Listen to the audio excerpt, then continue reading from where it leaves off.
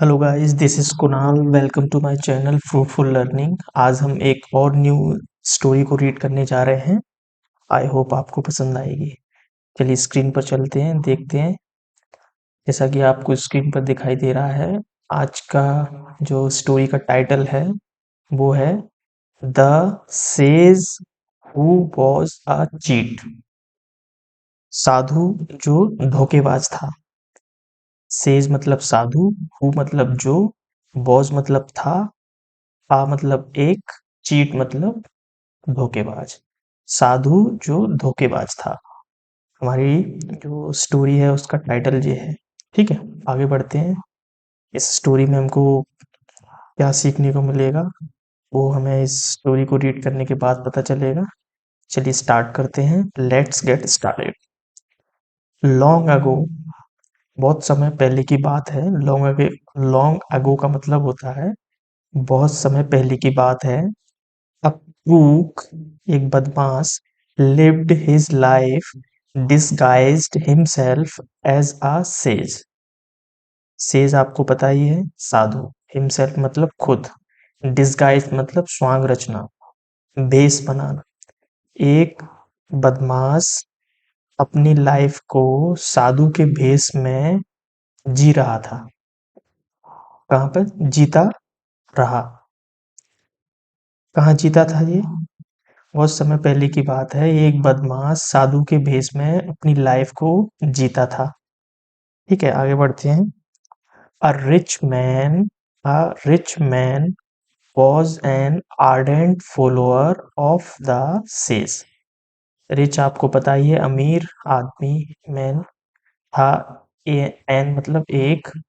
Ardent, ardent मतलब होता है प्रबल, बहुत तीव्र, बहुत ज्यादा। फॉलोअर, फॉलोअर मतलब अनुयायी।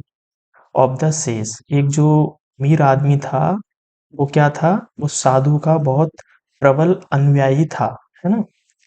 आगे बढ़ते हैं। He build a hermitage for the sage. Hermitage मतलब होता है आश्रम।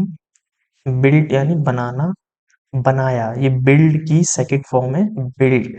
बिल्ड मतलब होता है बनाना, बिल्ड मतलब बनाया। जो अमीर आदमी था, he built a hermitage for the sage. उसने क्या किया? एक साधु के लिए एक आश्रम बनवाया। किसने? जो अमीर आदमी था और बहुत ज्यादा फॉलोअर था साधु का, उसने एक आश्रम बनवाया साधु के लिए। आगे बढ़ते हैं। The rich man had a lot of money. जो अमीर आदमी था उसके पास क्या था? बहुत सारा पैसा था। हैड, हैड जो आ रहा है ना किसी चीज का। अब जब कोई चीज हमारे पास होती है तो सेंटेंस जैसे कि मेरे पास कार है तो आई हैव अ कार, मेरे पास कार है। ये मैं प्रेजेंट में बात कर रहा हूँ।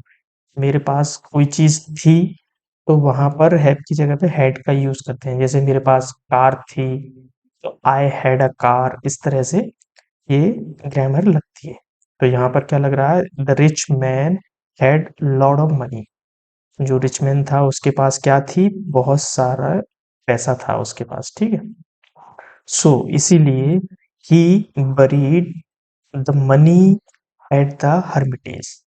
बरीड मतलब होता है दफनाना या खोदकर गाड़ देना, है ना। सो मतलब इसलिए उसने खोदकर गाड़ दिया द मनी एट द आश्रम, जो हर्मिटेज है उसमें। उसने क्या किया? उसके पास बहुत सारा पैसा था तो उसने जो आश्रम बनवाया था उसके अंदर उसने अपने पैसे को दफना दिया या गाड़ दिया है। आगे बढ़ते हैं। The cook disguised as saint saw this। जो बदमाश था साधु के वेश में, disguised as saint, जो साधु के वेश में बदमाश था, saw this, उसने क्या किया? saw मतलब देखा, उसने देख लिया इस चीज को। किसको?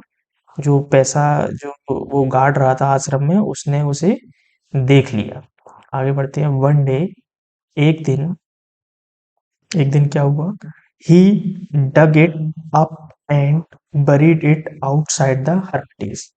जब जो साधु था, साधु के वेश में जो बदमाश था, उसने उसे गाड़ते हुए पैसा देख लिया। एक दिन उसने क्या किया? ही डग इट अप मतलब उसने उसे उखाड़ा, उखाड़ा इसको, पैसे को, and buried it outside the Hermitage, और उसने आश्रम से उस पैसे को उखाड़ कर आश्रम के बाहर किसी जगह पर उस पैसे को गाड़ दिया है। आगे बढ़ते हैं। मैनी डेज लेटर, मैनी मतलब कई दिनों बाद, लेटर मतलब बाद, कई दिनों बाद, he told the rich man that he was going on a journey. कई दिनों बाद उसने बोला, उसने बताया, किसने, जो संत है, जो संत की वेश में जो बदमाश है, उसने बताया द रिच मैन, मिच जो अमीर आदमी है उसको बोला, बताया दैट की he was going on a journey, वो एक यात्रा पे जा रहा है। उसने ये चीज, उसको ये बात बताई कई दिनों बाद।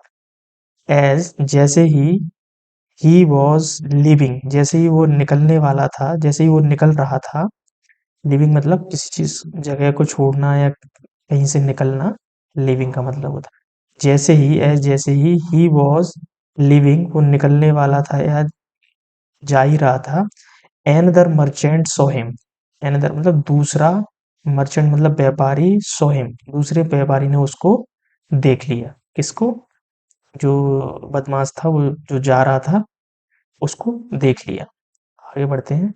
ही grew suspicious and told the rich man, जो व्यापारी था उसने क्या किया, ही ग्रू सस्पिशियस, उसको ये संदेह, इसको संदेह हुआ, इस पर संदेह प्रतीत हुआ, या किसको, जो दूसरा व्यापारी है ना, उसने उसको देखा और उसको लगा उसको कुछ गड़बड़ है। उस पे उस व्यापारी को, साधु के वेश में बदमाश था, उस पर संदेह हुआ।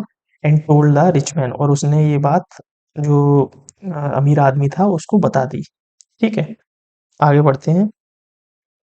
आगे क्या हुआ, the man went to check on his money but found it missing, जो जब उसको ये बात बताई अमीर आदमी की, तो अमीर आदमी क्या गया, बेंट मतलब गया, चेक ऑन हिज मनी अपनी पैसे को चेक करने जहां उसने गाड़ा था, बट लेकिन फाउंड इट मिसिंग, लेकिन फाउंड मतलब उसने पाया, इट मिसिंग उसे गायब पाया। किसने, जो उसके पैसे थे वो वहां पर, उसने उसने कुछ नहीं मिला उसको वहां पर, जब उसको चेक करने गया। आगे बढ़ते हैं। They chase the sage and caught him, फिर उन्होंने क्या किया, वो अमीर आदमी ने और जो दूसरा व्यापारी था उसने उसका पीछा किया, चेज मतलब पीछा किया, द सेज का, जो साधु के वेश में जो बदमाश था उसका पीछा किया, एंड कॉट हिम, कॉट मतलब पकड़ना, कैच की सेकंड फॉर्म है कॉट, तो उन्होंने क्या किया, उसको फिर पकड़ लिया, पीछा किया और पकड़ लिया। आगे बढ़ते हैं। They beat him up, they beat him up, तो उन दोनों ने क्या किया, जो साधु के वेश में बदमाश था उसकी पिटाई पिटाई लगा दी, है ना।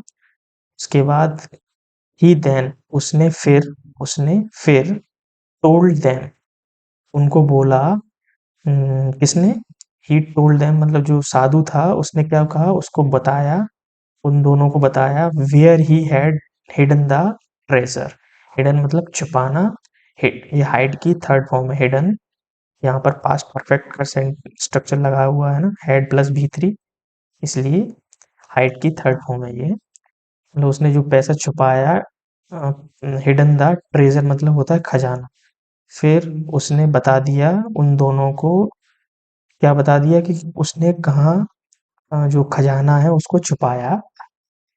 ये हमारी स्टोरी थी आज की, ये यहीं ख़त्म हो गई है। बहुत छोटी सी स्टोरी थी, अच्छी स्टोरी थी, आई होप आपको पसंद आई होगी। चलिए अब इसका मॉरल देखते हैं, इससे हमें क्या शिक्षा मिलती है वो सीखते हैं। The truth eventually comes to light, जो सच्चाई है, इवेंचुअली मतलब होता है अंत में, आखिरकार अंत में सच्चाई सामने आ ही जाती है, इसका ये मतलब है। इस कहानी से हमें क्या शिक्षा मिलती है कि सच्चाई आखिरकार सामने आ ही जाती है, इवेंचुअली मतलब अंत में, है ना। चलिए आज की स्टोरी यहीं खत्म करते हैं। See you in the next story, till then take care, have a good day, bye bye.